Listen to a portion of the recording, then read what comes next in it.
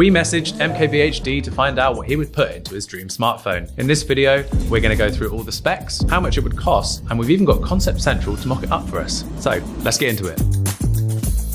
Okay, so for context, Marquez answered the email and we consulted all of the experts here at Nothing to work out what it would cost to make his dream phone. We're gonna reveal the final figure at the end of the video, but I don't actually know what any of the figures are, so I'm gonna be learning about them as you do. Isn't that a fun little quirk to the video? So to start things off, we're gonna talk about BOM. And if you watched our recent video with Tim, our CFO, you'll know that that stands for Bill of Materials, basically the individual cost of each component in a smartphone. We're gonna cover everything. We're gonna start out cheap, we're gonna get more expensive throughout the video, but strap in because things are gonna get expensive real quick. So firstly, Marquez is gonna need a big old battery and he's requested a 5800 milliamp hour cell with fast and wireless charging. Other products that have this are the ROG Phone 9, which boasts up to 22 hours of video streaming. That's a long old session of watching video, isn't it? Yeah, boy. So a pretty beefy boy, but I think we can go a bit better and round it up to 6000 milliamp hours. And apparently this is gonna cost $13 per battery. And actually, I think that's probably slightly more than I was expecting right off the rip. And for context, Phone 2's battery cost about $6. So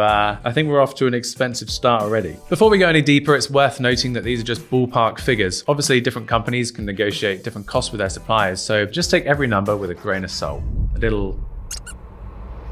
Okay, onto the display. Marquez has requested the same screen as the Samsung S24 Ultra, and that is of course a 120Hz LTPO with super bright AMOLED and anti-glare glass. It also says he wants the device to be smaller at 6.1 inches, so that adds another $35 to the pot. All right, onto cameras. Marquez knows these very well, of course. He has requested the hardware from the S24 Ultra, but the software from the iPhone 16 Pro. So we're gonna have to imagine that Apple and Samsung have put their differences aside for this product. As for the specific cameras, he's looking for these sensor and lens combos. And as for the front-facing camera, we're going to use that from the Pixel 9 Pro, so let's add that to the device. All right, so altogether for camera hardware, we're looking at $80 added to the bill, and for storage, we're looking at adding 1 terabyte of flash memory, but it doesn't specify which UFS generation he was looking for. I'm guessing 4.0. That was a pretty nerdy question though, I suppose. And if we pair the storage with 16 gigs of RAM, that takes the total price for these components to $90. And finally, we need a chipset, and for this, Marquez has requested the Snapdragon 8 Elite. This is typically found in gaming smartphones, so we can expect this to add quite a lot to the final price. Without revealing our exact supplier costs, a flagship processor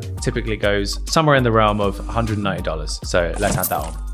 I can't help but notice he's not requested any components from a Nothing product here. I just assume he's waiting for Phone 3. Anyway, there's a whole bunch of extra stuff we've not added on yet, including electronic components, packaging, design materials, stickers in the box. And if we round all of that together, our final BOM cost comes to $500.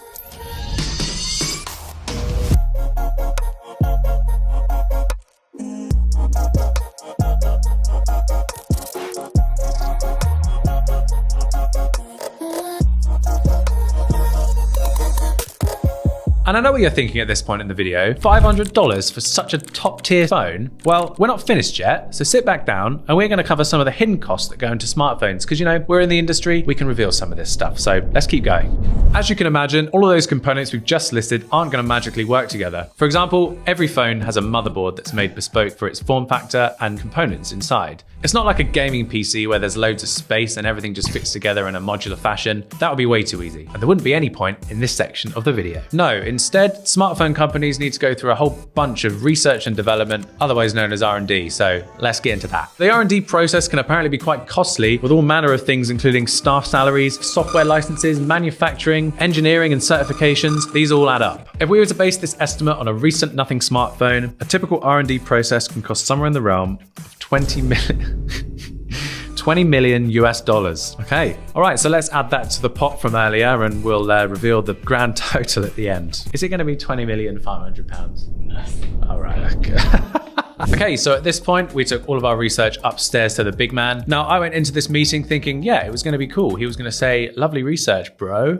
But because he talks like that all the time. But sadly not. He had a number of things that we had missed off, and yeah, we need to cover those too. For example, Marquez didn't specify which operating system he wanted to use. He just said that he wanted to use the camera tuning from the iPhone 16 Pro. If he wanted to build his own operating system, he would need a team of 150 or more software engineers. Plus, you need to consider things like software support, major Android updates over each year. This is all going to add up and absolutely eat into your profits. He also mentioned that if you're a new company, factories won't trust you yet, so you're going to have to pay up front for manufacturing. shipping. This is going to cause some cash flow problems. If you're an established brand, you can get away with paying up to 3 months later, and obviously that's going to be easy because you can sell phones in that time. Not to mention, premium factories won't even touch you because it's too high risk for them. And if this is your first piece of work with one of these factories, it's going to cost you a premium of up to 15% more just because you haven't got an established relationship with them. On the topic of cash, you need to consider how much you can sell each device for as well. And Marquez has requested a 6.1-inch phone, a bit smaller than typical, and would have to charge more for this because smaller smartphones are just not as popular as big ones, despite what you lot keep saying in our comment section.